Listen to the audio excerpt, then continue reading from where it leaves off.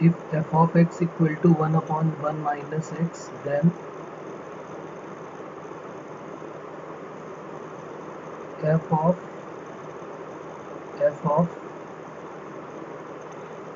3 बार f और उसके बाद x and its domain also। मतलब हमको इसका पहले तो f of x की वैल्यू चाहिए, फिर इसका डोमेन भी हमको फाइंड आउट करना है। तो हमने क्या किया, पहले एक बार f of fx निकालने की कोशिश करते हैं। तो f of और एक यहाँ पर बाहर रख देते हैं f of x, ऐसे लिख सकते हैं इसको। तो हमने लिख दिया इसको f of और ब्रैकेट में f of x की जो वैल्यू है वो यहाँ पुट कर दिया। तो ये वैल्यू कितनी है, 1 अपॉन 1 माइनस एक्स। ठीक है, यहाँ तक तो बात क्लियर है कि एक जो f of x दिखा हमको, उसकी वैल्यू हमने यहाँ पुट कर दिया। लेकिन अब प्रॉब्लम क्या है कि अब इसके बाद क्या किया जाए। तो ये बन गया f of 1 upon 1 minus x, यानी अब x का काम कौन कर रहा है, x का काम कौन कर रहा है यहाँ पर। यहाँ दिख रहा है हमको कि ये x की जगह पे क्या लिखा हुआ है, यही तो है, यही तो है x। इसको हमने थोड़ी देर के लिए t लेट कर लिया कि ये t है, तो इसका नाम हो गया f of t। ठीक है, ये बात क्लियर हो रही है। अब हम क्या करेंगे, हमें f of t की ज़रूरत है। तो f of x हमारे सामने है, तो f of t कितना हो जाएगा, f of t हो जाएगा 1 अपॉन 1 माइनस t, यही तो होगा। और t की जगह पे क्या है, t हमने किसको लेट किया था, let t equal to 1 upon 1 minus X. तो हमने इसी को तो t लेट किया है, तो t की वैल्यू पुट कर देते हैं 1 अपॉन 1 माइनस, और ये हो जाएगा t की जगह पे 1 अपॉन 1 माइनस एक्स। अब क्लियर हो रही है बात। तो ये क्या बन गया, डिनोमिनेटर तो ऊपर चला जाएगा 1 माइनस एक्स, नीचे 1 माइनस एक्स माइनस 1 आ जाएगा, यानी ये कैंसिल हो गया। तो वैल्यू आ जाएगी f of 1 minus x upon minus x, या फिर हम कह सकते हैं कि वैल्यू आ जाएगी हमारी f ऑफ, अगर माइनस ऊपर से कट कर दें तो x माइनस 1 अपॉन एक्स। ठीक है, अब हमें किसकी ज़रूरत है, अब हमें ज़रूरत है इसकी x माइनस 1 अपॉन एक्स को। तो हमने इसको फिर थोड़ी देर के लिए u लेट कर लिया, इसका नाम हमने रख लिया u। वैसे ये सब करने की ज़रूरत नहीं, सीधे सीधे कुछ दिन बाद हमारी प्रैक्टिस जब हो जाएगी तो हमको आइडिया हो जाएगा कि इसी को x की जगह पे रखना होता है। लेकिन चलो अभी हमने इसको u लेट कर लिया, u इक्वल टू कितना हो गया, x माइनस 1 अपॉन एक्स। तो अब ये क्या बन गया, f ऑफ u बन गया ये, और f ऑफ u होता है 1 अपॉन 1 माइनस u, और u की वैल्यू हमारे पास है 1 upon x minus 1 upon x. तो क्या वैल्यू हो जाएगी, x ऊपर आ जाएगा, x माइनस 1 और प्लस 1, x माइनस x और प्लस 1, तो x से x गया तो वैल्यू क्या आ गई हमारे पास, f ऑफ x की वैल्यू जो है वो x आ गई। देखो अब इसमें कोई प्रॉब्लम है तो बताओ यहाँ पर।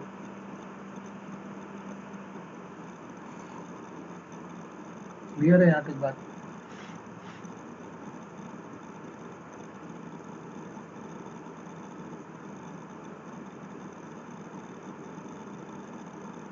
अब इसके बाद उसने कहा था कि इसका डोमेन भी बताइए।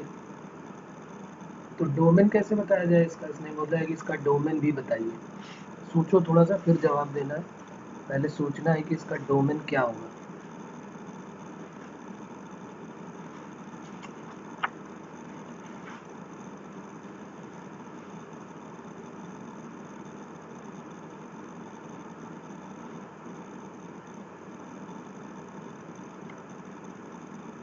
पूरी कहानी ऊपर से नीचे तक देख लेनी है कि क्या क्या वैल्यू उस पे अनडिफाइंड हो सकता था, वो सारा कलेक्शन हमको लेना पड़ेगा। सिर्फ नीचे वाले को देख के, रिजल्ट को देख के हम डोमेन नहीं बता सकते, हमें पूरा ऊपर से नीचे तक पूरा देखना पड़ेगा कि क्या क्या वैल्यूज़ आई थी और किस किस में अपॉन में, डिनोमिनेटर में अगर कुछ ऐसा होता, जैसे तुमने बोला कि भाई x की वैल्यू अगर हम r ले लें, तो अगर हम x की वैल्यू r ले लेते तो इसका मतलब 0 भी हो सकता था। तो क्या जो ये वाला जो ये ब्लू शेडेड हमको दिख रहा है यहाँ पर, जिसको हम दूसरे ये कर देते हैं, तो क्या यहाँ पर x की वैल्यू 0 पॉसिबल थी क्या? तो फिर यहाँ तो फिर प्रॉब्लम फंस जाती है यहाँ पर। तो अगर हम कह देते कि भाई कोई भी रियल वैल्यू, तो लोग कहते कि भाई x की जगह 0 रख के जरा हमें दिखाओ अगर हिम्मत है तो कैसे 0 रख देते अपॉन में? तो 0 तो नहीं रख सकते थे। तो इसी तरीके से हर लाइन को देखो और इसमें क्या क्या वैल्यूज़ में प्रॉब्लम हो सकती है उनका कलेक्शन कर लेते हैं, उनको हटा देंगे, बस बात खत्म हो जाएगी। ज़्यादा टफ काम नहीं है, थोड़ा सा सोचना पड़ेगा, सीधे सीधे नहीं चलना है। 2 मिनट सोचा फिर उसके बाद बताया। अब देखो यहाँ से देख लेते हैं। सबसे पहले तो फंक्शन का ही हमें देखना पड़ेगा कि जो फंक्शन है ये कहाँ पर डिफाइंड नहीं है। इसी को देख के पहले हमें साइड में लिख देना चाहिए था कि x की वैल्यू क्या नहीं हो सकती, 1। तो ये तो पक्की बात है, जब ये f ऑफ x के डोमेन में नहीं है तो f ऑफ x के डोमेन में कैसे हो सकता है? तो एक तो 1 नहीं होना चाहिए, तो एक हमने 1 को उठा लिया कि 1 नहीं हो सकता। आगे बढ़े, फिर यहाँ पर x की वैल्यू 1 आते आते फिर जब यहाँ पहुँचे तो ये बन गया। तो इसके हिसाब से x की वैल्यू क्या नहीं होनी चाहिए? यहाँ अगर हम देखेंगे तो x की वैल्यू 0 नहीं होनी चाहिए। और आगे बढ़े, और कोई प्रॉब्लम क्रिएट करने वाला है क्या? तो हम क्या लिख देंगे answer, x belongs to all real number except 0 नहीं हो सकता और 1 नहीं हो सकता। और कोई है? चेक कर लिया और कोई नहीं है।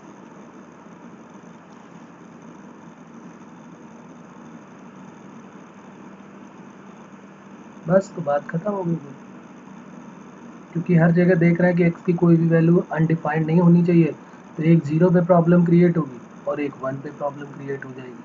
1 तो ऊपर से ही हमको समझ में आ गया था कि जब f ऑफ x जो है वो 1 नहीं हो सकता, x की जगह पे 1 नहीं हो सकता, तो फिर वो कैसे हो जाएगा? ठीक है, क्लियर हो रही है बात? ओके, चलिए तो आगे बढ़ते हैं फिर। यहाँ तक कोई डाउट नहीं है?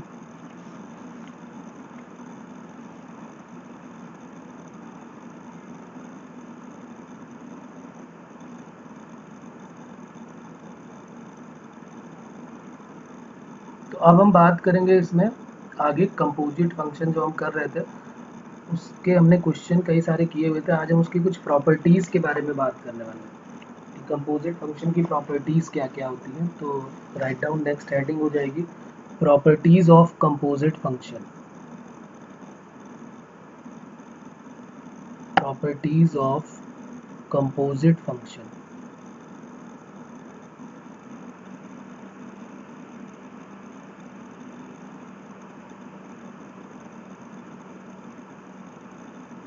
कंपोजिट फंक्शन की प्रॉपर्टीज़ क्या क्या होंगी?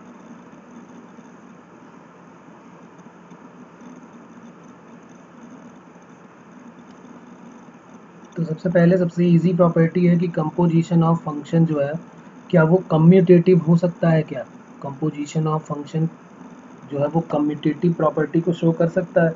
कम्यूटेटिव प्रॉपर्टी क्या होती है पता है? कि अगर a प्लस बी है तो b प्लस ए होना चाहिए, a इंटू बी है तो b इंटू ए होना चाहिए। तो कंपोजिट में तो f ऑफ g होता है और g ऑफ f होता है।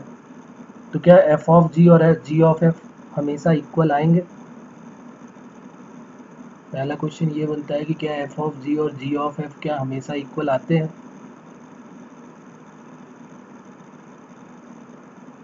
तो हमारा आंसर होगा no.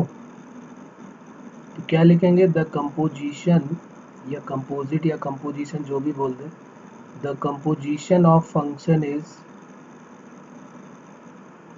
Not commutative in general.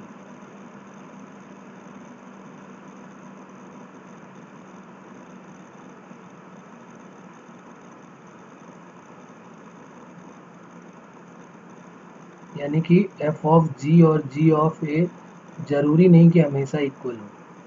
Equal हो भी सकते हैं, f और g दोनों दोनों सेम फंक्शन आपने लेट कर लिए तो वो तो आएगा ही, फिर तो उसमें तो कोई प्रॉब्लम ही नहीं है। लेकिन हमेशा इक्वल हो ऐसा कोई ज़रूरी नहीं, तो फिर ये कोई रूल नहीं बनता। ठीक है, फिर उसके बाद एसोसिएटिव आता है कि a प्लस बी प्लस सी है, तो पहले a में b को ऐड किया है, फिर जो आया उसमें c को ऐड कर दें, या तो पहले b और c को ऐड कर दें बाद में उसमें a को ऐड कर दें। बात समझ रहे हो? एसोसिएटिव का मतलब होता है a प्लस बी एक ब्रैकेट में, फिर प्लस सी अगर एडिशन वाली देखनी है तो, तो a प्लस बी में ऐड किया, बाद में फिर c को ऐड किया, या कुछ लोग कहेंगे कि भाई पहले b प्लस c को ऐड कर दो, बाद में a को ऐड कर देना, तो वो दोनों इक्वल होंगे, प्लस में मल्टीप्लाई में नहीं होंगे ये। तो उसी तरीके से यहाँ पर भी कंपोजिशन में f ऑफ g निकालो, उसके बाद h निकालो, f of g of h निकालो, या पहले g ऑफ h निकाल दो, बाद में f of g of h निकाल दो, दोनों सेम आ जाएंगे। जैसे अभी हमने f ऑफ f फंक्शन देखा, तो यहाँ लिख लेते हैं द कंपोजिशन ऑफ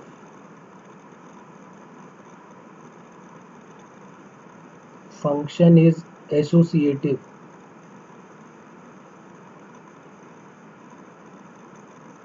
मतलब अगर हम f of g of h निकालने बैठे हैं, तो अगर हमने पहले f ऑफ g निकाला, बाद में h निकाला, या f of g of h, पहले g ऑफ h निकाला, बाद में उसके साथ f निकाला, तो वो दोनों सेम होंगे। मतलब अगर हम इसको ऐसे लिखना चाहें, जैसे ऊपर लिखा हुआ f ऑफ g के टर्म में, तो हम इसको क्या लिखेंगे, f ऑफ g, बल्कि o भी हटा देते हैं यहाँ से, f ऑफ g करके इसको f ऑफ gx लिख देते हैं सीधे, कि मतलब हमने f ऑफ gx निकाल लिया, और फिर इसके साथ जो आया है वो ऑफ h ये निकाल दो, या f ऑफ और पहले g ऑफ h निकाल दो, उसके बाद जो है g of h of x निकाल दो, और उसके बाद फिर फंक्शन का f निकाल दो। दोनों सेम आने वाले हैं, कोई प्रॉब्लम इसमें नहीं आने वाली है। ठीक है, अब तीसरी प्रॉपर्टी क्या कहती है, तीसरी प्रॉपर्टी है थर्ड प्रॉपर्टी। इसमें बोला गया है कि अगर कोई फंक्शन जो है वो कंपोजिट है, उसको अगर हमें कंपोजिशन ऑफ फंक्शन किसी आइडेंटिटी फंक्शन के साथ है, मतलब कोई फंक्शन f ऑफ x दिया हुआ है और एक identity function y equal to X दिया हुआ है, तो कह रहा है उसके साथ निकालो तो वो फंक्शन ही हमेशा मिलेगा। नहीं समझे बात को? जैसे मान लो कि f ऑफ x की वैल्यू साइन x है और g ऑफ x की वैल्यू जो है वो x है, आइडेंटिटी फंक्शन, ये जो है वो आइडेंटिटी फंक्शन है। तो इसके साथ अगर किसी फंक्शन का f ऑफ g या g ऑफ f निकाला जाएगा, तो वो क्या मिलेगा, f ऑफ जी एक्स निकालना है हमको, तो f ब्रैकेट में जी एक्स, और जी एक्स की वैल्यू है x, तो f ऑफ x आ गया, तो ये क्या बन गया, वही सेम फंक्शन मिल गया कि नहीं मिल गया। तो ये तो बहुत इजी है कि कंपोजिट फंक्शन में अगर हम कभी आइडेंटिटी फंक्शन के साथ किसी फंक्शन का निकालते हैं, तो वो हमेशा जो है वो वही सेम फंक्शन बन जाता है। इसको हम ऐसे याद रख सकते हैं कि जैसे किसी नंबर में 1 का मल्टीप्लाई करो तो कोई फ़र्क पड़ता है क्या, या किसी मैट्रिक्स में i का मल्टीप्लाई करो तो कोई फ़र्क पड़ता है क्या, तो वो तो वही सेम मैट्रिक्स आ जाता है। तो वही यहाँ पर लिखा हुआ है, तो इसको क्या लिखेंगे, composition of any function with identity function, जो आइडेंटिटी फंक्शन है उसके साथ अगर हम कंपोजिशन निकालते हैं, इज द फंक्शन इटसेल्फ, तो वही सेम फंक्शन हमको मिल जाएगा, इसकी कोई प्रॉब्लम नहीं होने वाली। ठीक है, आइडेंटिटी फंक्शन को कुछ इस तरीके से आई से डिनोट करते हैं, हमारी पहले भी बात हो चुकी है।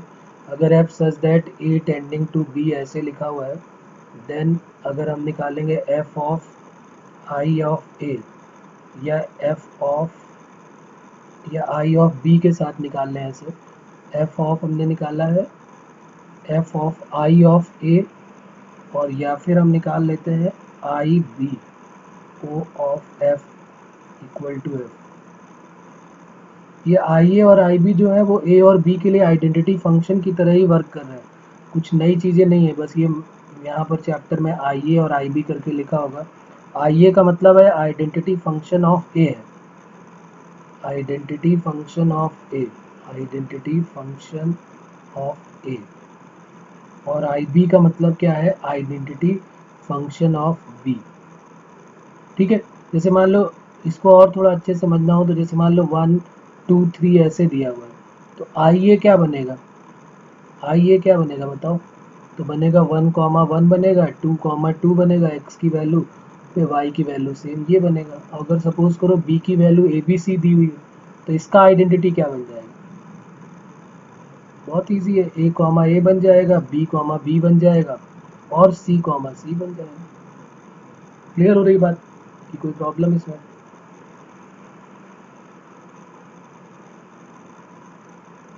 तो ये हो गई थर्ड प्रॉपर्टी। अब आ जाते हैं प्रॉपर्टी नंबर 4 में। प्रॉपर्टी नंबर 4 ये क्या है? तो प्रॉपर्टी नंबर 4 से जो है वो नाम से पूछी जा सकती है, इंपॉर्टेंट है, तो इस तरीके से अगर आपको डायरेक्ट याद रख सकते हैं इसको। क्या है प्रॉपर्टी नंबर 4? ये इंपॉर्टेंट है, इसको याद रखना पड़ेगा हमको। If f such that a tending to b, अगर कोई function f such that a tending to b है और g such that b tending to c, जैसा कि हमने कंपोजिट में देखा था, ये दोनों फंक्शन अगर वन वन फंक्शन है, आर वन वन फंक्शन, अगर ये दोनों वन वन फंक्शन है, देन जो g ऑफ f आएगा, g of f such that a tending to c, वो भी क्या होगा? वन वन ही होगा, इज ऑल्सो वन वन। मतलब अगर दो फंक्शन है, जैसे अभी हमने कंपोजिट के बारे में पढ़ा था, याद होगा पिछली क्लास में हमने बात की थी इसके बारे में, कि अगर एक फंक्शन ये a है और ये एक फंक्शन b है, मतलब एक फंक्शन ये f such that a tending to b है f के लिए, और फिर दूसरा b से c के लिए है, g कोई फंक्शन है, तो अगर ये f जो है वो भी वन वन फंक्शन है और g भी वन वन फंक्शन है, तो जो g of f of such that a tending to c ये जो मिला है, ये भी वन वन फंक्शन ही होगा। ठीक है, आप चाहे तो कोई एग्जांपल लेके चेक कर सकते हैं।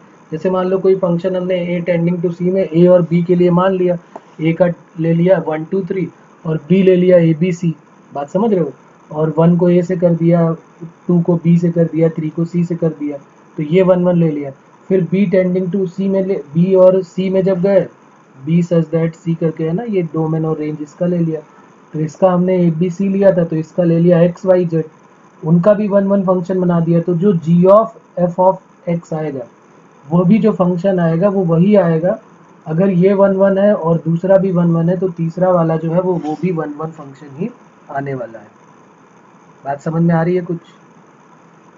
अगर इसको मैथमेटिकली प्रूव करना चाहे तो ऐसे प्रूव कर सकते हो आप, कि हमने मान लिया है कि चलो g ऑफ f जो है, g of f of x1 और x2 दो के लिए, g of f of x2, जैसे याद होगा वन वन फंक्शन को कैसे करते थे, वन वन फंक्शन को कैसे चेक करते थे?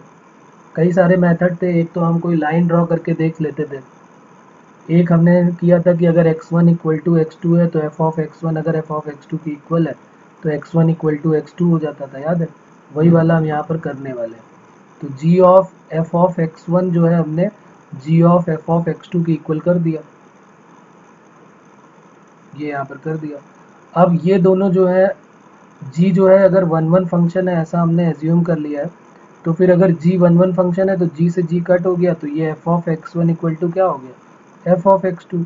और f भी वन वन फंक्शन है, यहाँ लिख देते हैं g is one one function, तो इसलिए वो हट गया, क्योंकि हमने देखा है कि वन वन फंक्शन अगर होता है तो वो दोनों कट हो जाते हैं, सीधे x1 इक्वल टू x2 हो जाता है।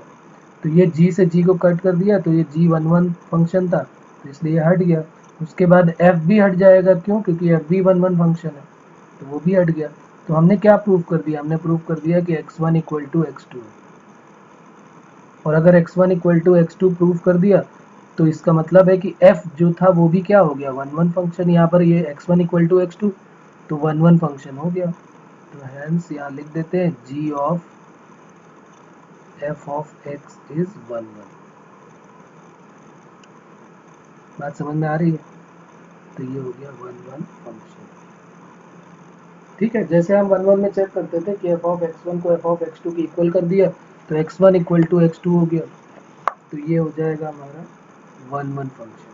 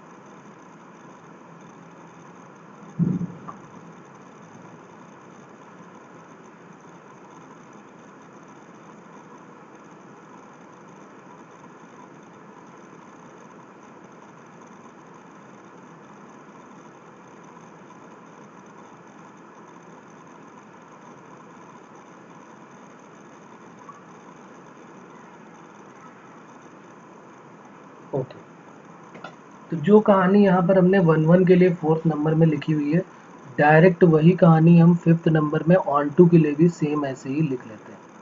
ठीक है, तो ये भी इजी होगा अगर हमने पहले को याद कर लिया कि एफ और जी दोनों 1-1 है, तो f such that A tending to B 1-1 है, g such that B tending to C 1-1 है, तो जी ऑफ एफ भी 1-1 है। सेम वही कहानी ऑन टू में भी फॉलो करती है, f such that A to B और C g such that B tending to C are onto, then g of f such that a tending to c is also on to। Same वैसे ही कोई भी example लेके आप check कर सकते हो, दोनों को ऑन टू चेक कर लो, ऑटोमेटिकली चेक हो जाएगा। क्लियर हो रही बात? ओके, अब चलिए बात करते हैं 6 नंबर की। अगर g ऑफ f, अब उल्टी बात करते हैं कि अभी तक तो हम f और g लेके चल रहे थे तो g ऑफ f की बात कर रहे थे, अब हम g और f लेके चलेंगे g ऑफ f को। if g of f of x, g of f of x is 1-1, अगर ये जो है वो 1-1 है, देन fx को तो हमेशा 1-1 होना ही पड़ेगा। fx is necessarily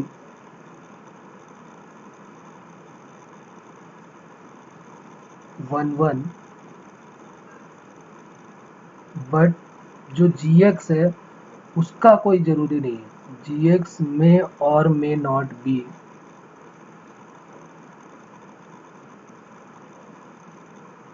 1-1। ये थोड़ा सा अलग हो गया, अब इसमें थोड़ा सा हमको ध्यान रखना पड़ेगा कि g ऑफ एफ एक्स अगर 1-1 है, अभी एक एग्जांपल से हम चेक भी कर लेंगे, अगर g of f of x जो है वो 1-1 फंक्शन है तो एफ एक्स को तो 100% 1-1 होना ही पड़ेगा, तभी g of f of x जो है वो 1-1 होगा। लेकिन जो जी एक्स है वो अगर नहीं भी हुआ तो भी वो 1-1 फंक्शन होगा g ऑफ एफ। तो अगर हुआ तो होगा ही, अगर नहीं हुआ तो कैसे देखेंगे वो देख लेते हैं।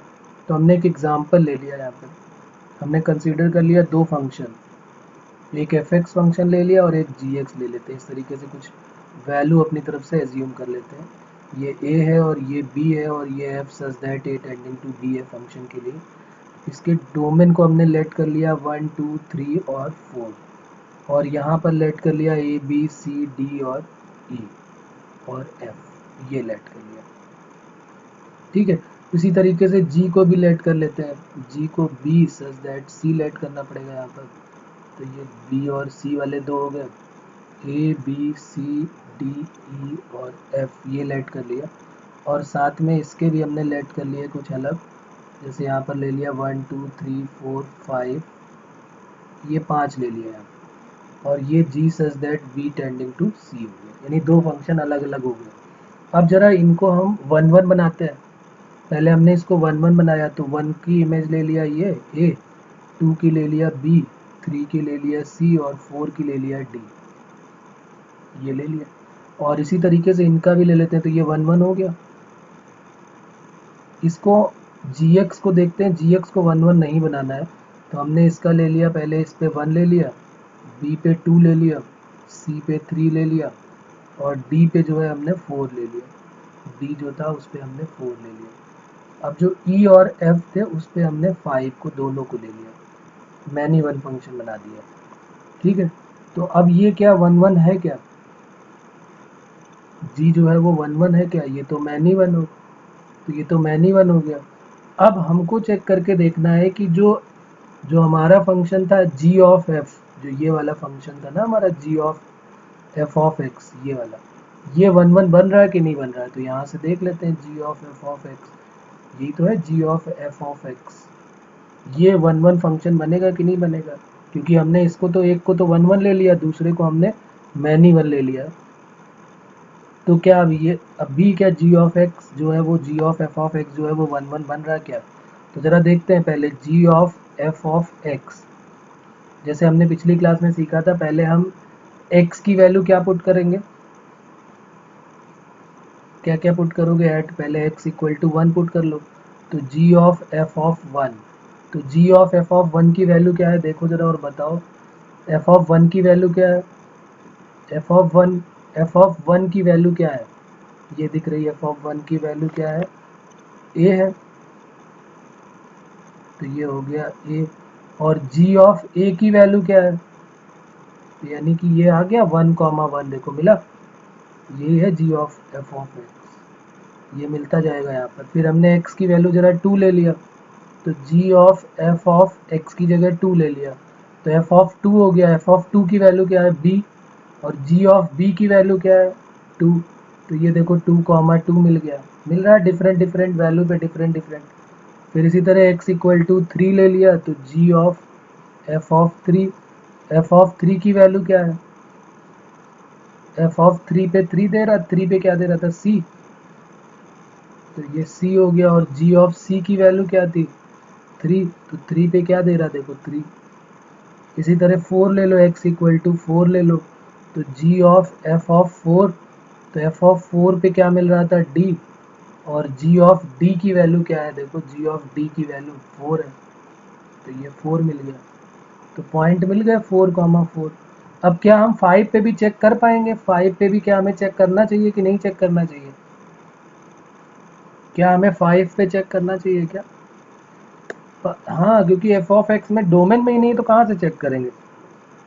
तो जो, हाँ, तो जो जी ऑफ एफ ऑफ एक्स जो हमारा ये आया है, ये पूरा का पूरा क्या ये 1,1 नहीं है, ये जो आया है क्या ये 1,1 नहीं है, तो बिल्कुल है ये तो 1,1।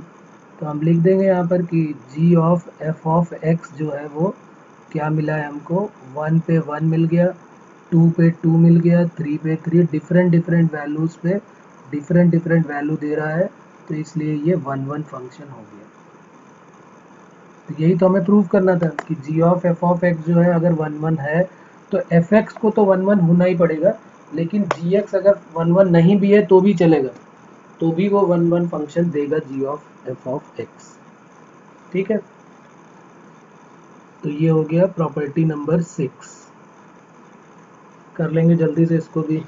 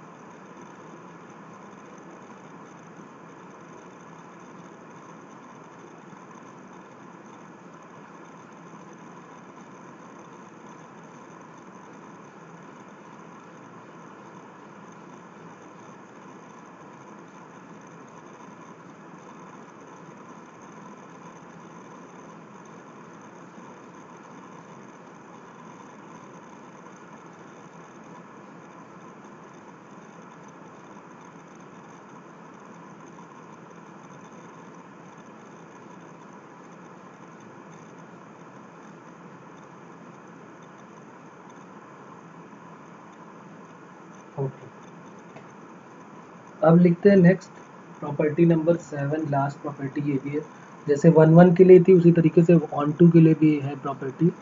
तो प्रॉपर्टी नंबर 7, अब प्रॉपर्टी नंबर 7 क्या कहती है कि अगर g of f of x, g of f of x अगर ऑन टू है, तो जैसे उसमें कहा था कि एफ ऑफ, उसमें भी तो यही था, जी ऑफ एफ ऑफ एक्स अगर 1,1 है तो क्या था, एफ ऑफ एक्स को 1,1 होना जरूरी था, यहाँ पर g of f of x था तो एफ ऑफ एक्स को 1,1 होना जरूरी था, लेकिन यहाँ पर g of f of x अगर ऑन टू है, हाँ, तो बिल्कुल सही है, g of f of x अगर ऑन टू है देन क्या होना चाहिए, जी एक्स जो है वो, g x is necessarily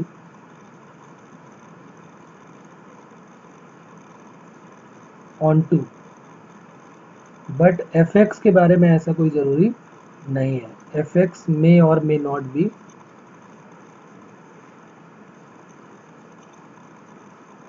onto. G x का होना बहुत ज़रूरी है, एफ एक्स हो या ना हो चलेगा, लेकिन जी एक्स का होना ज़रूरी है। अब जरा इसका भी एक एग्जांपल लेके इसको समझ लेते हैं। तो हमने एक ए और बी लेट कर लिया, यहाँ पर ये ए हो गया और ये दूसरा जो है वो बी हो गया।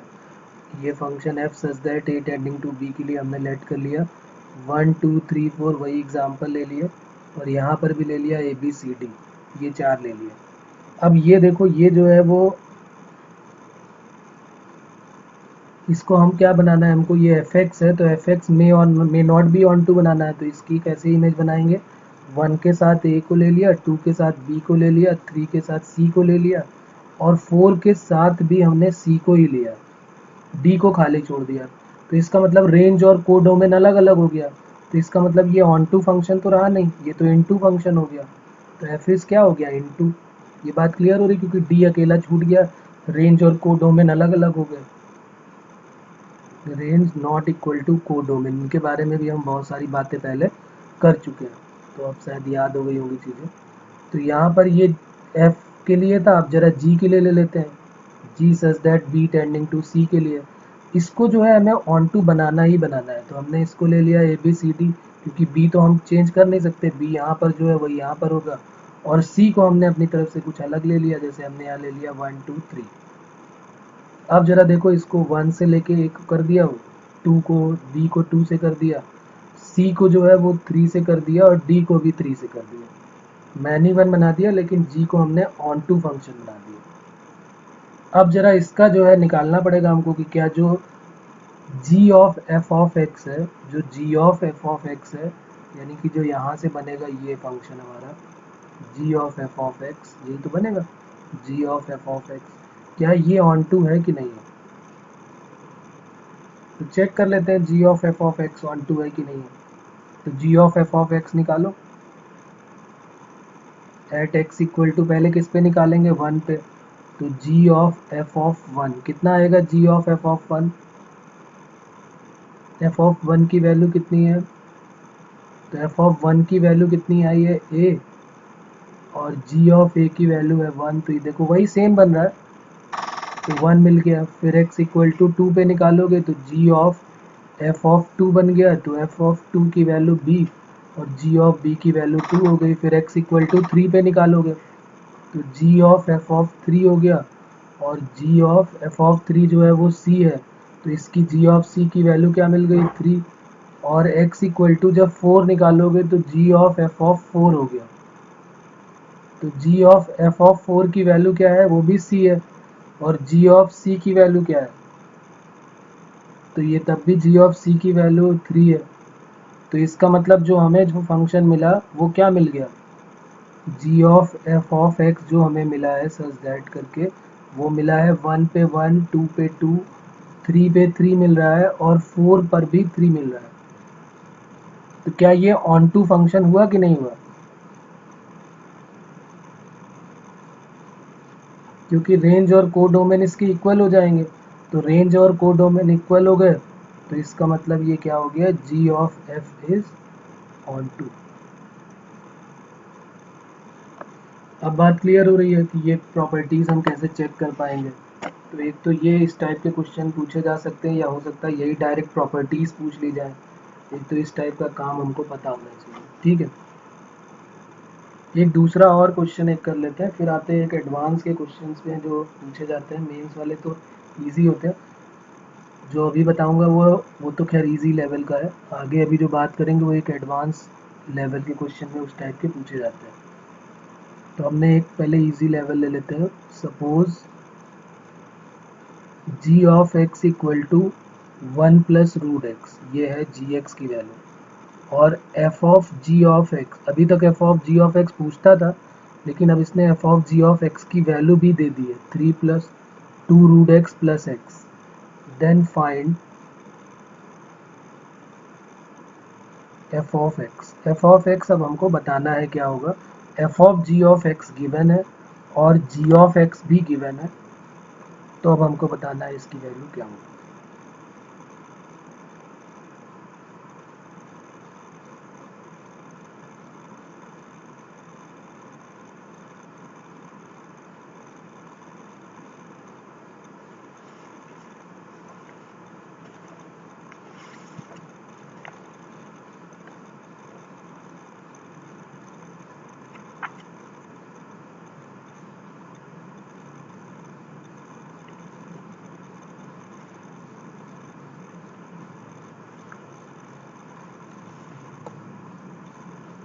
क्या करेंगे, कैसे अप्रोच करेंगे इसको, कुछ आइडिया हो रहा है?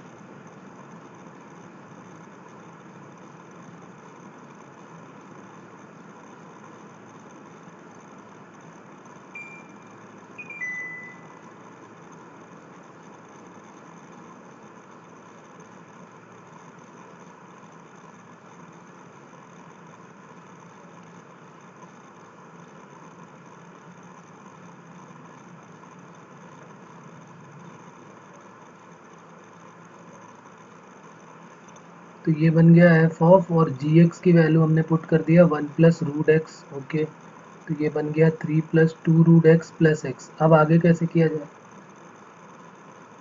अब प्रॉब्लम तो ये है कि इसको इससे रिलेट ही नहीं कर पाएंगे हम डायरेक्ट। तो इस तरह के क्वेश्चन में हम क्या करते हैं, सीधे इसको एक नया कोई वैल्यू लेट कर लेते हैं। जैसे ये 1+√x दिख रहा है, तो हमने 1+√x को एक नया वैल्यू लेट कर लिया, y या t कुछ भी लेट कर सकते हैं, कोई प्रॉब्लम नहीं। तो ये बन गया एफ ऑफ टी की वैल्यू, और यहाँ से √x की वैल्यू निकाल देते हैं, तो वो आ जाएगी t-1। तो जहाँ जहाँ पे √x दिखाई दे रहा है वहाँ पर t-1 रख देंगे, और जहाँ पर x दिखाई दे रहा है वहाँ पर t-1 का होल स्क्वायर रख देंगे, और बस उसके बाद सॉल्व कर लेंगे। तो ये जो फंक्शन मिलेगा वो एफ ऑफ टी के टर्म में मिल जाएगा। 3+2t-2 +1 -2t, -2t और 2t गया तो टी स्क्वायर, और 3 और 1 4 -2 तो 2 हो गया, तो t² + 2 हो गया एफ ऑफ टी। लेकिन हमसे तो एफ ऑफ एक्स पूछा गया था, तो एफ ऑफ एक्स क्या हो जाएगा, x² + 2, आंसर आ गया। तो अब बात क्लियर हो गई कि कभी भी इस टाइप का केसेस फंसता है तो हमको जो भी अंदर दिख रहा है उसको हम कुछ नया कांस्टेंट या कोई नया वेरिएबल जो है वो लेट कर लेंगे, और एक ही वेरिएबल के फॉर्म में ले आएंगे। क्लियर? चलिए एक और कर लेते हैं, अच्छा इजी से क्वेश्चन। ये the function f x is defined the function F of x is defined in 0, 1। एक जो फंक्शन है वो 0, 1 में डिफाइंड है। फाइंड द डोमेन ऑफ, हमें डोमेन जो है वो बताना है एफ ऑफ 10x का, एफ ऑफ 10x का डोमेन बताना है। और एक फंक्शन है जो डिफाइंड है 0 से 1 में, तो एफ ऑफ 10x का डोमेन क्या होगा?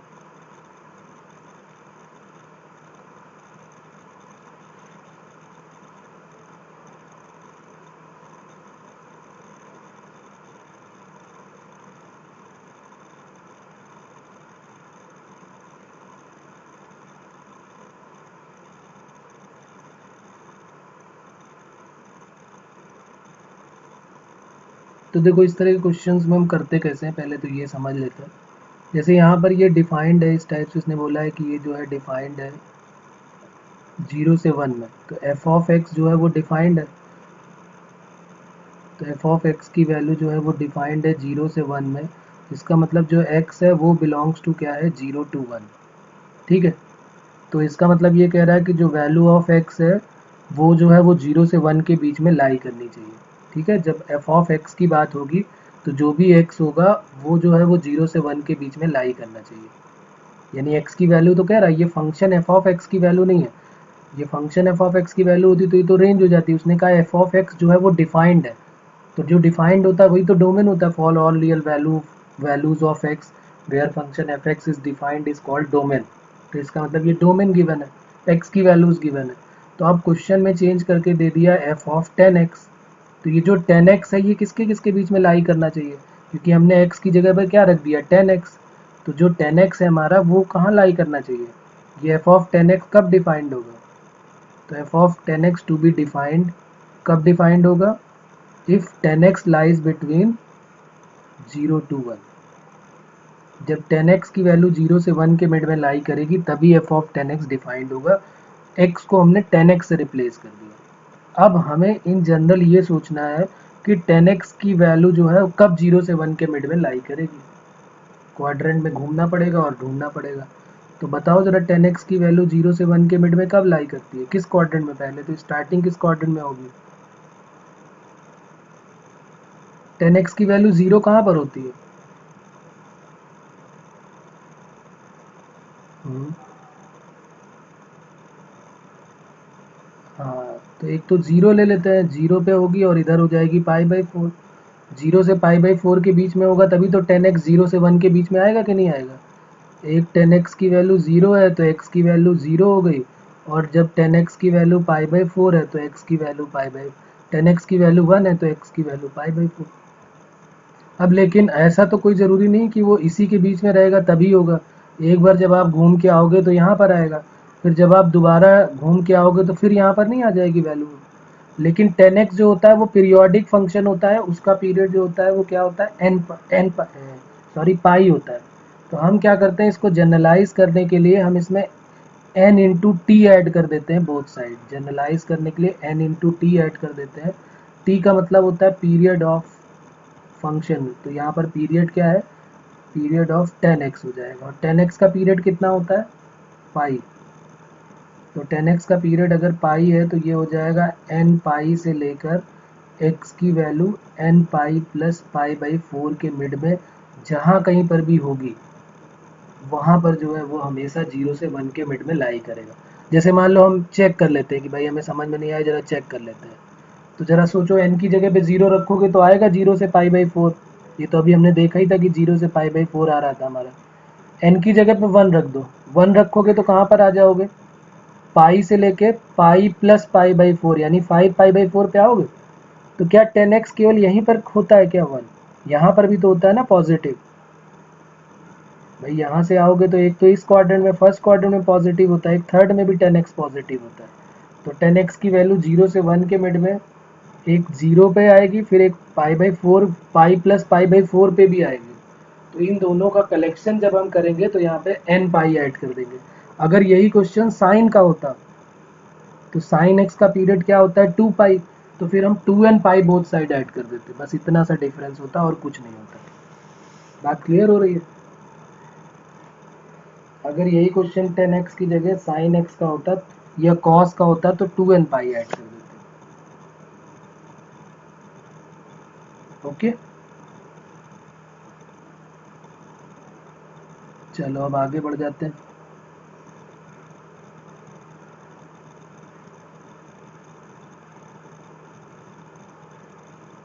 नेक्स्ट हेडिंग लिख लेते हैं, कॉन्सेप्चुअल लेवल में पहुंच जाते हैं। जो जेई एडवांस लेवल है उस टाइप के क्वेश्चन कैसे पूछे जाएंगे।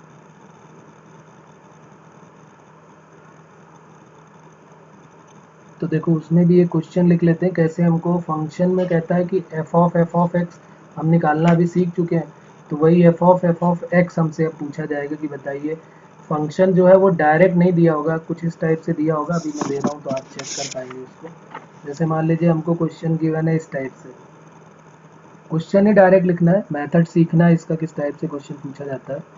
क्वेश्चन है हमारा एफ ऑफ एक्स की वैल्यू गिवन है, if f of x equal to given है 1 माइनस एक्स, ऐसे गिवन है एक फंक्शन 1 माइनस एक्स है, और दूसरा है x माइनस 3।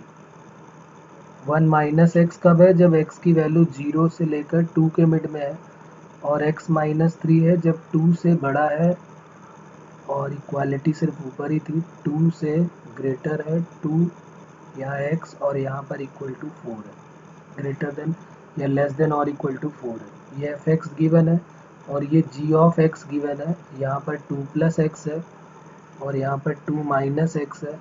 यहाँ -1 से x की वैल्यू 0 के मिड में है, और यहाँ 0 से x की वैल्यू 3 के मिड में। तो अब हमको इसमें f ऑफ g और g ऑफ f जो है वो बताना है, फाइंड आउट करना है। Find f of g x and g of f x. हो सकता है f ऑफ एफ एक्स भी पूछ ले या g ऑफ जी एक्स भी पूछ ले, तो वो भी ऐसा ही होगा जैसे अभी हम इसको करेंगे। तो एक बार इसको पूरा क्वेश्चन ध्यान से समझते हैं, थोड़ा सा बड़ा काम करना पड़ता है हमको। पहले पूरा क्वेश्चन बगैर नोट किए समझना है हमको, फिर उसके बाद जो है हम इसके बारे में बात करेंगे। अगर नहीं आएगा तो दोबारा फिर बात करते हैं, ठीक है। तो हमारे पास क्या है, प्रॉपर्टी क्या है, क्वेश्चन क्या कहता है। क्वेश्चन ये कह रहा है फिर से एक बार कि एफ ऑफ एक्स गिवन है। अगर एक ही एफ एक्स होता, एक ही जी एक्स होता, तब तो बहुत ईजी होता क्वेश्चन। लेकिन अब यहाँ पर क्या है, एक एफ एक्स नहीं, दो एफ एक्स हैं, और वो लाई कर रहे हैं 0 से 2 में, यानी इनका ये डोमेन दिया हुआ है, ये डोमेन है इनका, और ये जी एक्स का डोमेन दिया हुआ है, और हमें एफ ऑफ जी एक्स और जी ऑफ एफ एक्स बताना है। तो सबसे पहले हम निकालेंगे एफ ऑफ जी एक्स। तो देखो एफ ऑफ जी एक्स कैसे निकलता है। एफ ऑफ जी एक्स का मतलब होता है क्या, एफ और ब्रैकेट में जी एक्स। तो एफ ब्रैकेट में जी एक्स के लिए हमारे पास कौन किस फंक्शन के पास हमको जाना पड़ेगा, पहले वाले के पास कि दूसरे वाले के पास।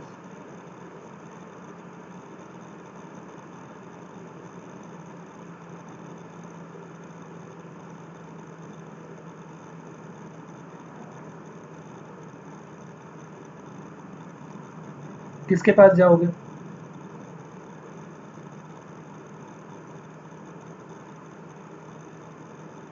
हमें एफ ऑफ एक्स निकालना है, हमें किस फंक्शन के पास जाना चाहिए।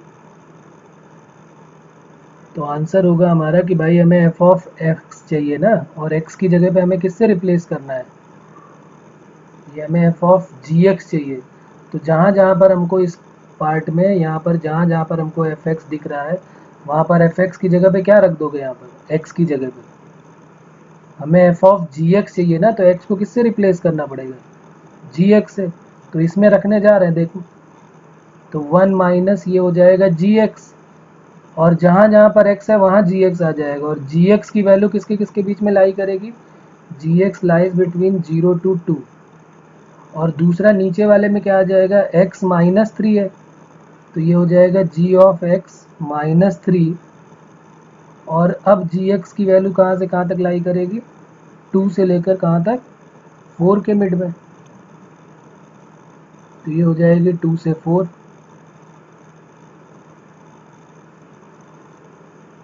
ये बात क्लियर हो रही है यहाँ तक, कोई प्रॉब्लम? हाँ, अब उसके बाद जब जी एक्स का जब, जी हाँ, जब जी एक्स की वैल्यू रखेंगे तब भी हम यहाँ पर 2 बार ही लेंगे यहाँ पर। और यहाँ पर एक बात और ध्यान देने वाली है कि यहाँ पर अगर हम यहाँ पर इक्वालिटी भी लगा देते हैं तो कोई फ़र्क नहीं पड़ने वाला, क्योंकि x इक्वल टू 2 पर देखो तो इसकी वैल्यू क्या आएगी, 1 माइनस 2 माइनस 1 आएगी, और यहाँ पर भी 2 माइनस 3 क्या आएगी, माइनस 1। 2 माइनस 3 भी तो माइनस 1 आएगा, यानी कि 2 पे तो सेम ही है, कोई प्रॉब्लम नहीं है। तो हमने यहाँ पर इक्वालिटी भी लगा दी। ये यहाँ तक बात क्लियर हो गई, एफ ऑफ जी एक्स आ गया।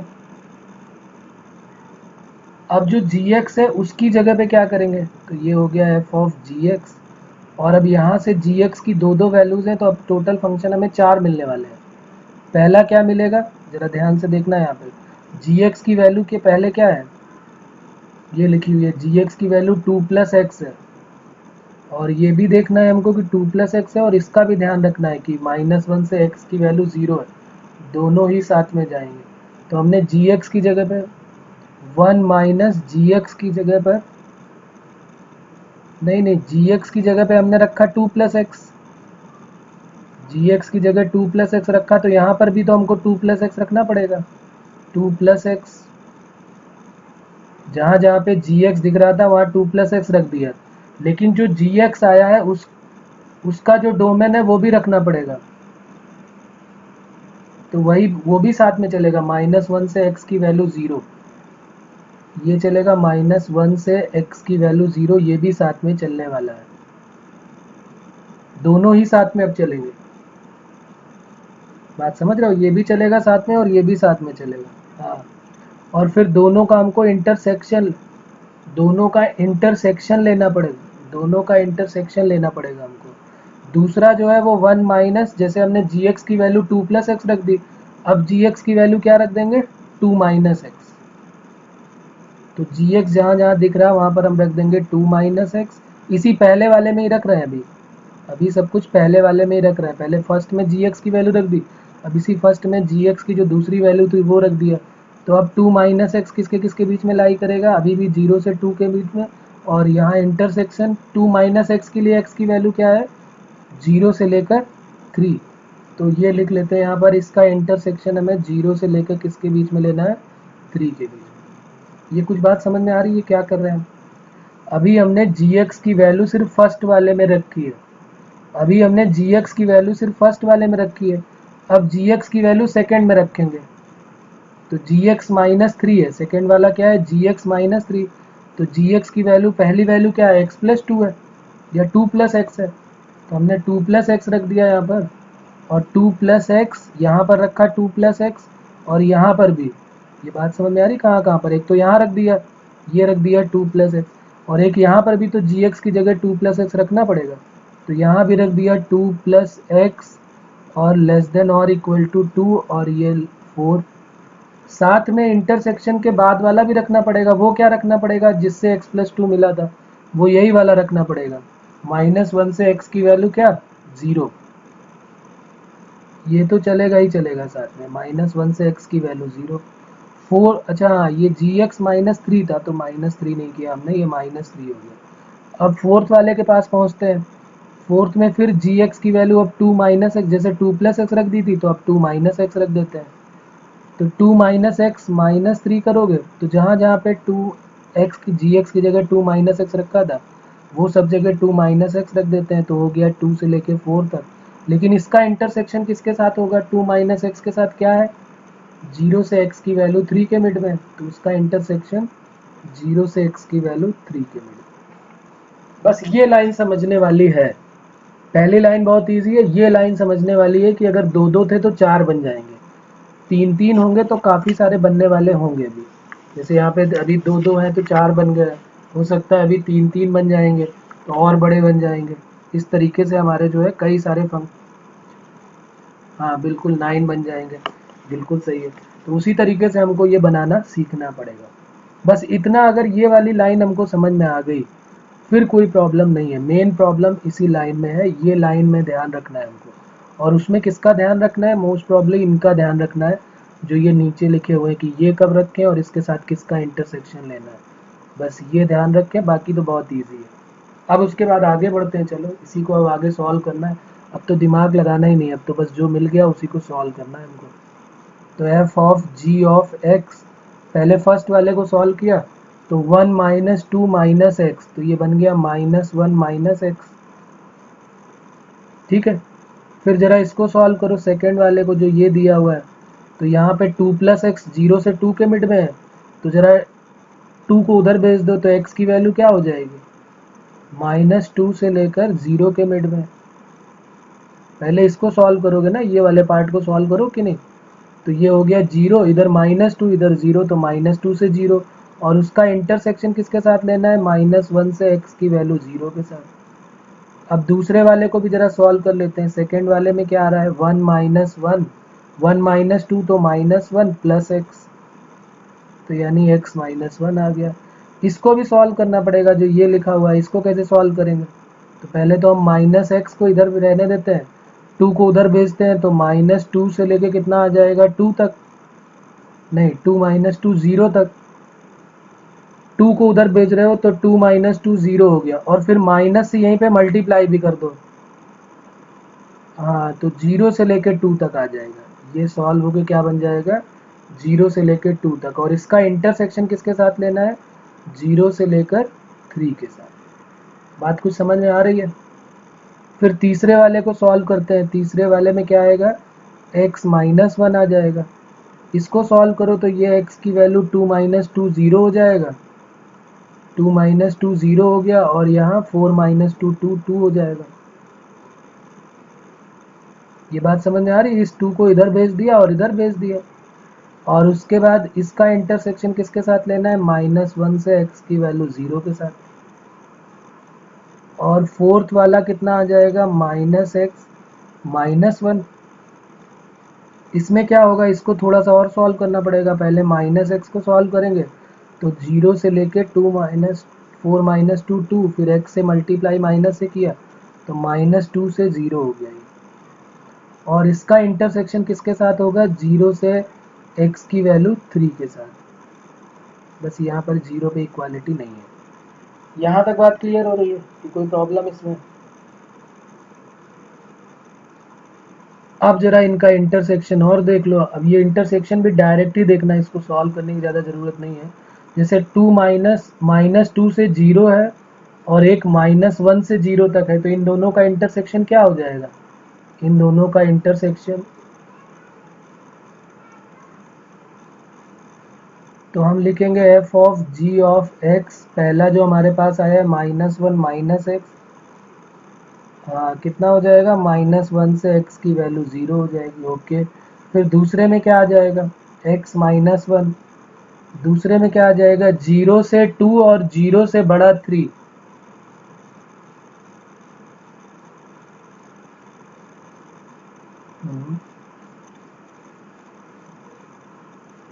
क्योंकि ये कह रहा है, दूसरा वाला कह रहा है 0 से 3 के मिड में होना चाहिए,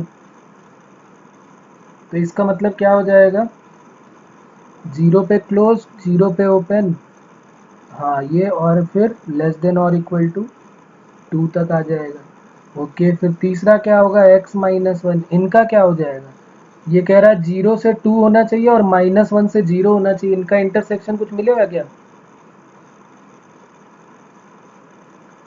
तो, तो ये तो फाई हो गया, तो ये हमारे लिए बेकार हो गया, ये बेकार हो गया, इसको छोड़ देंगे।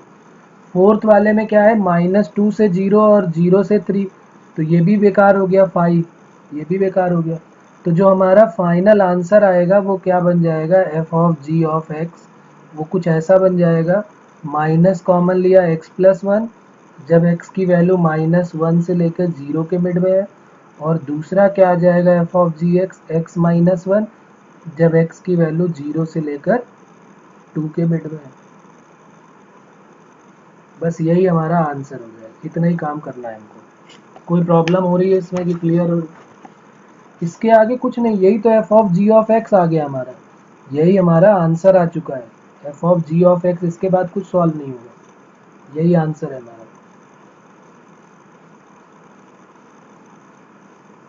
कोई प्रॉब्लम इसमें हो रही, समझने में क्लियर हो रही बात? ओके, तो अब जैसे f of g of x निकाला है,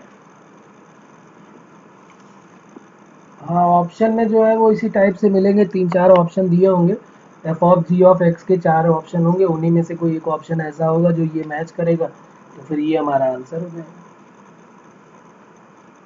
ठीक है, और इसका छोटा वर्जन मेंस में भी पूछ सकते हैं, कोई बड़ी बात नहीं, क्योंकि छोटा कर देंगे, थोड़ा और छोटा कर देंगे, वैसे ये भी छोटा है, इतना बड़ा खास काम नहीं है, तो उसको भी छोटा कर सकते हैं, तो वो मेंस में आ जाएगा, मेन में पूछ सकते हैं उसको।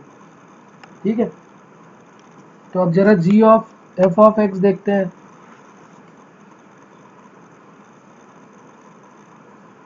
हाँ, जी ऑफ एफ ऑफ एक्स अब निकालते हैं, g of f of x, तो ये हो जाएगा जी ऑफ एफ एक्स, तो जी ऑफ एफ एक्स तो दो ही बन जाएंगे, क्योंकि एक था 2 प्लस एक्स, अब हम किस में रखेंगे, पहले वाले में रखेंगे ना, जी दूसरे वाले में, तो यहाँ पर क्या दिया हुआ था, जी ऑफ एफ ऑफ एक्स, तो अब यहीं पर तो रखोगे ना, जी ऑफ एक्स में एक बार यहाँ पर और एक बार यहाँ पर, g of f of x, तो एक आएगा 2 प्लस एफ ऑफ एक्स, एक आएगा 2 माइनस एफ ऑफ एक्स, तो अब यहाँ पर लिख लेते हैं, एक आ जाएगा 2 प्लस एफ ऑफ एक्स और एक आ जाएगा 2 माइनस एफ ऑफ एक्स, और यहाँ भी एफ ऑफ एक्स रखना पड़ेगा कि एफ ऑफ एक्स की वैल्यू -1 से 0, और एक 0 से लेके कहाँ तक हो गई, एफ ऑफ एक्स की वैल्यू 3 तक हो गई। क्लियर हो रही बात कि नहीं? अब यहाँ से जो है वो 4 वैल्यू मिलने लगेंगी, अब हमको पहले 2 मिलती हैं, फिर जब उन दोनों को रखते हैं तो 4 मिल जाएगी। एफ ऑफ एक्स की वैल्यू जरा पहली वाली देखो क्या है, एफ ऑफ एक्स की वैल्यू 2 प्लस, देखो कॉपी में एफ ऑफ एक्स की वैल्यू पहली क्या लिखी हुई है, 1 minus x, F of x की वैल्यू पहले लिखी है ना 1 माइनस एक्स, और साथ में इसको भी रखना पड़ेगा, ये भी साथ में आएगा, 0 से एक्स की वैल्यू 2 भी साथ में आएगी बाद में इधर। पहले तो हमने एफ ऑफ एक्स की जगह 1 माइनस एक्स रखा, तो यहाँ रखा, तो अब हमें यहाँ भी तो रखना पड़ेगा इस वाले में, तो -1 से 1 माइनस एक्स की वैल्यू 0, और उसका इंटरसेक्शन किसके साथ लेना है, 0 से एक्स की वैल्यू 2 के मिड में। दूसरा क्या आ जाएगा, 2 प्लस एक्स माइनस 3 जब रखा, तो x माइनस 3 की वैल्यू किसके किसके बीच में होगी, -1 से 0 के मिड में, और उसका इंटरसेक्शन दूसरे वाले के साथ क्या लिखा हुआ है देखो, 2 से x की वैल्यू 4 के मिड में, ये लिखा हुआ है 2 लेस देन और इक्वल टू एक्स और लेस देन और इक्वल टू 4। क्लियर हो रही बात?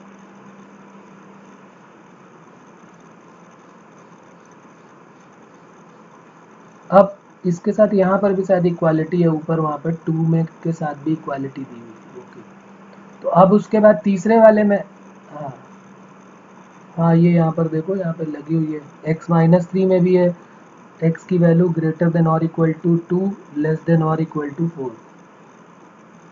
अब जरा तीसरे में रखते हैं 2 माइनस वाले में, तो 2 माइनस एफ ऑफ एक्स की वैल्यू क्या हो जाएगी 1 माइनस एक्स।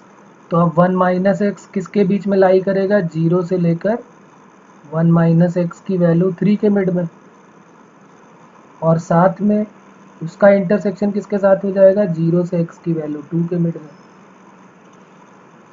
फोर्थ में 2 के साथ फिर क्या आ जाएगा, x-3 आ जाएगा, और ये x-3 अब फिर किसके किसके मिड में लाई करेगा, 0 से लेकर 3 के मिड में, और उसका इंटरसेक्शन 2 से लेकर x की वैल्यू 4 के मिड में।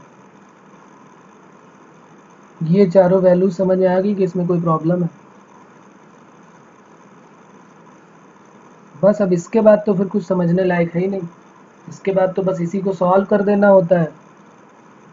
ओके, तो सॉल्व करो जल्दी से, बताओ फिर पहले वाले का आंसर क्या हो जाएगा, 3 माइनस एक्स, और माइनस एक्स की वैल्यू जो है वो किसके किसके बीच में है, -2 से लेकर -1, तो माइनस से मल्टीप्लाई कर दिया तो 1 से लेकर 2 के मिड में, और इसका इंटरसेक्शन 0 से लेकर 2 के मिड में। 1 से 2 है और 0 से 2 है, आ जाएगा। दूसरे वाले की वैल्यू आई है x-1, और इसकी वैल्यू x की क्या आई है, 3 को उधर भेज दिया, 3 माइनस 1 2, और इधर आया तो 2 से 3, और उसका इंटरसेक्शन 2 से 4। फिर थर्ड की बात करें, थर्ड की 2 माइनस 1 1 प्लस एक्स, ये फिर माइनस एक्स का केस आ गया, तो माइनस एक्स है, तो -1 से लेकर 3 -1 2 तक, तो x की वैल्यू -2 से 1 तक आ जाएगी, -2 से 1 तक, और इसका इंटरसेक्शन किसके साथ है, तीसरे वाले का 0 से लेकर 2 के साथ। आ रही बात समझ में। और चौथे में 2 प्लस 3 आ जाएगा 5 माइनस एक्स, और x की वैल्यू, अब इसको ज़रा इधर भेज दो, -3, तो 3 बन गया, इधर आया 3 और 3 6 हो गया, उसका इंटरसेक्शन किसके साथ है, 2 से लेके 4 के मिड में। अब देख लो इनमें से कोई ऐसा है जो निगलेक्ट होने वाला है, कि क्या कहीं ऐसा तो नहीं कि चारों इसके आंसर हो जाएंगे। तो g of f of x, पहला वाला 3 माइनस एक्स, पहला वाला 3 माइनस एक्स, 1 से लेकर 2 का इंटरसेक्शन 0 से लेकर 2 तक, क्या बनेगा दोनों का कॉमन, 1 से 2 बनेगा, दोनों को जो सेटिस्फाई करेगा वो 1 से 2 ही तो होगा।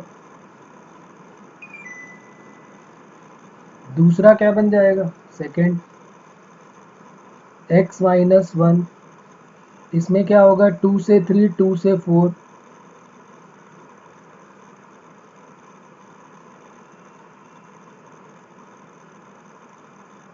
पहले वाले में कह रहा है 0 से 2 है और 1 से 2 है, तो एक 0 से 2 तक जाना है, एक 1 से 2 तक जाना है, तो दोनों का इंटरसेक्शन 0 से 2 हो जाएगा। एक कह रहा है 0 से 2 तक जाओ, एक कह रहा है 1 से 2 तक जाओ, ये 0 है, ये 1 है और ये 2 है। एक कह रहा है कि 0 से 2 तक जाना है, और एक कह रहा है कि 1 से 2 तक जाना है, तो दोनों का इंटरसेक्शन कौन सा होगा, 1 से 2 वाला ही तो होगा। फिर ये दूसरा कह रहा है कि 2 से लेके x की वैल्यू कहाँ तक आ जाएगी, 2 से 4 2 से 3, तो 2 से 3 तक आ गई। फिर तीसरे में 1 प्लस एक्स है, -2 से 1 और 0 से 2, तो इसमें 0 से 1 वाला कॉमन आ जाएगा। और फोर्थ में क्या आ जाएगा, 5 माइनस एक्स, चारों ही आंसर बन रहे हैं क्योंकि ये 3 से 6 है और ये 2 से 4 है, तो यानी ये 3 से 4 तक बन जाएगा, 3 से 4 तक में।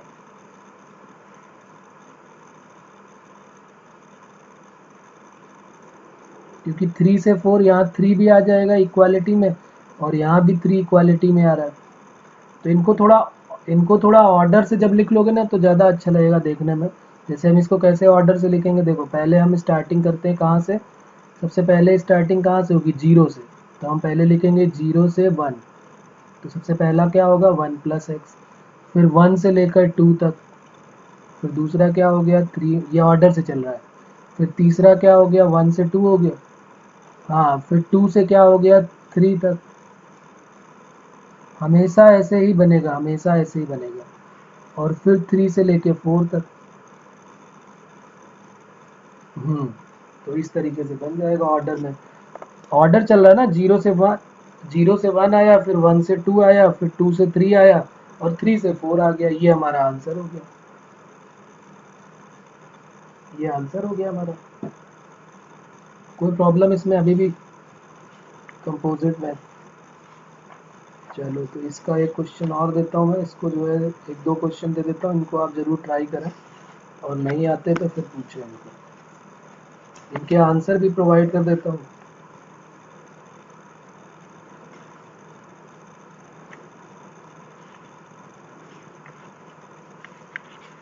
एक मिनट, क्वेश्चन लिख लेते हैं। तो ये तो हो गया हमारा एफ ऑफ जी एक्स और जी ऑफ एफ एक्स का केस। एक दो क्वेश्चन इसके और लिख लेते हैं ताकि हमें आइडिया हो सके। जब हम प्रैक्टिस करेंगे तो इजीली हमको समझ में आएगा। क्वेश्चन 1 ले लेते हैं।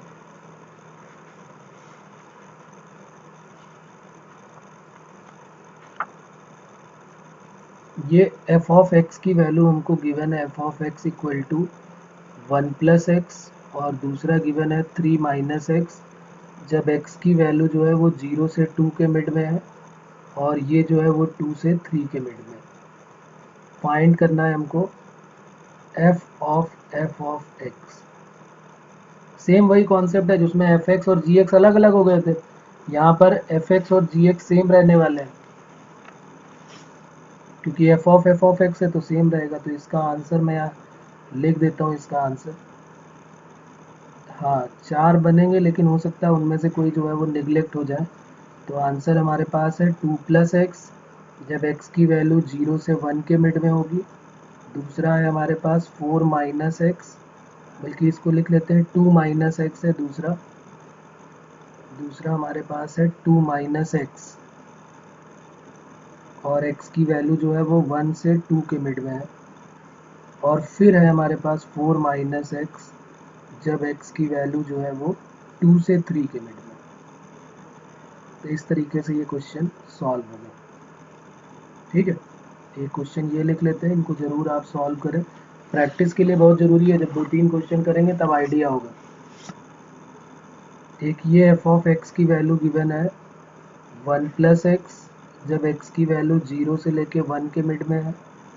दूसरा है x प्लस 2, जब x की वैल्यू 1 से लेस देन और इक्वल टू 2 है। और तीसरा जो है वो एफ ऑफ एक्स है 4 माइनस एक्स, जब x की वैल्यू 2 से x लेस देन और इक्वल टू 4 है। फाइंड आउट करना है हमको एफ ऑफ एक्स। आंसर जो इसका है एफ ऑफ एक्स का, वो लिख लेते हैं।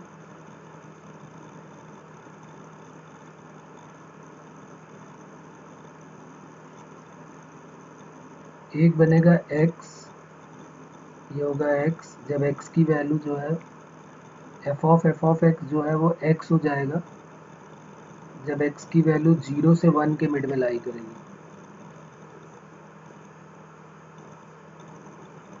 फिर दूसरा बन जाएगा यहाँ पर 0 से 1 के बाद 1 से 2 है, तो 2 माइनस एक्स, जब इसकी वैल्यू 1 से 2 के मिड में लाई करेगी। फिर तीसरा बन जाएगा 2 से 3 के मिड में जब लाई करेगी तो 6 माइनस एक्स, जब 2 से x की वैल्यू 3 के मिड में लाई करेगी। और फोर्थ है 3 से 4 यानी x माइनस 3 बन जाएगा, जब 3 से 4 के मिड में लाई करेगी। बाकी जितने बनेंगे वो सारे के सारे निगलेक्ट हो जाएंगे, क्योंकि इसमें तो 9 बनने वाले हैं, जैसा कि अभी हमारी बात हुई थी कि इस तरह के केसेस में 9 बन जाते हैं। तो 9 में क्या होगा, कई सारे जो है वो निगलेक्ट हो जाएंगे। ठीक है, तो एक तो ये हो गया एफ ऑफ एक्स का, जी ऑफ एक्स का। एक चलो और लिख लेते हैं। एफ ऑफ एक्स की वैल्यू जो है वो एक्स प्लस 1 है, जब एक्स लेस देन 0, और एक्स स्क्वायर है जब एक्स की वैल्यू ग्रेटर देन और इक्वल टू 0 है। और जी ऑफ एक्स जो है वो एक्स क्यूब है, और 2x माइनस 1 है जब x लेस देन 1 हो और ये x ग्रेटर देन और इक्वल टू 1 हो। फाइंड आउट करना है हमको f of g of x।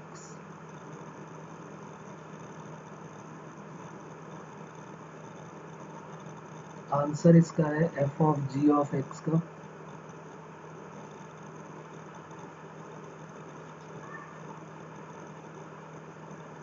X cube plus 1 जब x की वैल्यू लेस देन 0 होगी। दूसरा है 0 से 1 के बीच में होगी जब x की पावर 6, 0 से 1 के बीच में। और तीसरा है 2x माइनस 1 का होल स्क्वायर जब x की वैल्यू ग्रेटर देन और इक्वल टू 1।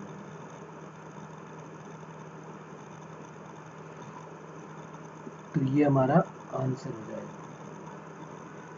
ठीक है, तो 2-3 क्वेश्चन जब कर लेंगे तो उसके बाद आइडिया हो जाएगा हमको कि किस तरीके से इनको डील करना है क्वेश्चंस को। F of g of x और एफ ऑफ एक्स हो सकता है जी ऑफ एक्स पूछ ले तो कोई प्रॉब्लम नहीं है, सबका मेथड सेम है, ऐसा कोई टेंशन वाली बात नहीं है। बस हमें बस वो लाइन जो है, जो एक बीच वाली लाइन है वो इम्पॉर्टेंट होती है हमारे लिए। वो अगर सही से बन गई उसके बाद फिर कोई प्रॉब्लम नहीं, फिर तो सिंपल कैलकुलेशन ही होता है। देख ही रहोगे अभी तक इतने सारे करने के बाद।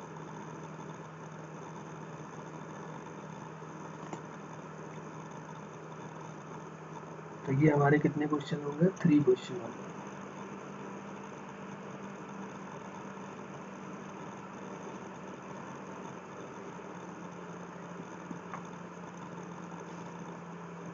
तो आज इतना ही करते हैं, बाकी फिर नेक्स्ट टर्म पे करेंगे। ओके।